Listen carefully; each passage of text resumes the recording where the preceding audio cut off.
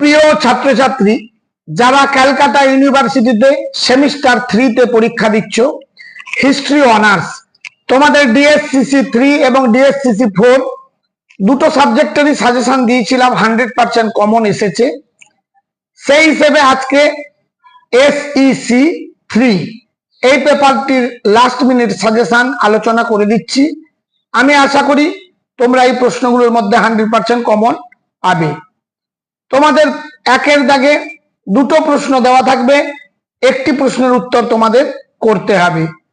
প্রশ্নপত্রের structure হলো 30 নম্বরের একটি প্রশ্ন এবং 10 মার্কের দুটি প্রশ্ন, এই হলো মোট 50 নম্বর। 30 মার্কের যে প্রশ্নটি তোমরা তৈরি করবে সেটি একের দাগে দিয়েই রেখেছি। প্রথমে বলে নি, যারা আমার চ্যানেলে নতুন তারা চ্যানেলটিকে সাবস্ক্রাইব করে আমাকে বিশেষ উৎসাহিত করবে, যাতে আমি তোমাদের আরো বিভিন্ন সাবজেক্টের নতুন নতুন ভিডিও পরিশ্রম করে তৈরি করতে পারি। একের দাগের প্রশ্ন, সাম্প্রতিক পরিদর্শন করেছো এমন একটি মেলা বা উৎসবের ওপর একটি প্রতিবেদন লেখো। মোস্ট ইম্পর্টেন্ট প্রশ্ন এবং একের দাগের প্রশ্নটা তৈরি করে গেলেই শুধুমাত্র হবে। আরেকটি প্রশ্ন রেখেছি 30 মার্কের জন্য, বাংলার লোকনাট্য হিসেবে যাত্রা শিল্প সম্পর্কে লেখো। এই দুটি মাত্র 30 মার্কের প্রশ্ন, তার মধ্যে একের দাগের প্রশ্নটি পরীক্ষায় এসে গেছে, শুধুমাত্র হাতে পাওয়ার অপেক্ষায়। এবার 10 মার্কের জন্য যে দুটি প্রশ্ন তৈরি করতে হবে আমি স্টার চিহ্ন দিয়ে দিয়েছি, দেখে নাও।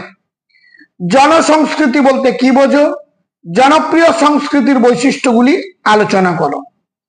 প্রশ্নটি সমান গুরুত্বপূর্ণ।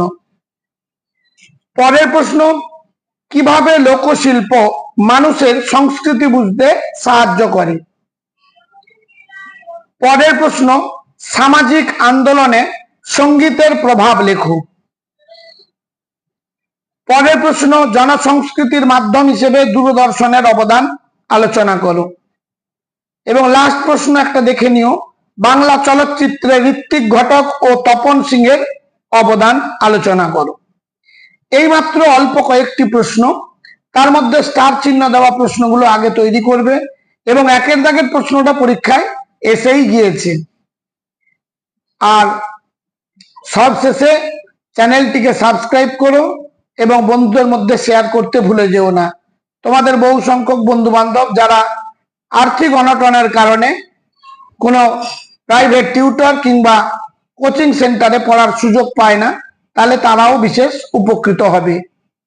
আমার এই ভিডিও করার উদ্দেশ্য হলো শুধুমাত্র তোমাদের পরীক্ষায় ভালো নম্বর পাওয়া, তোমাদেরকে উৎসাহিত করা, সেই কারণের জন্য। আজ তাহলে এই পর্যন্ত, দেখা হবে পরবর্তী ভিডিওতে।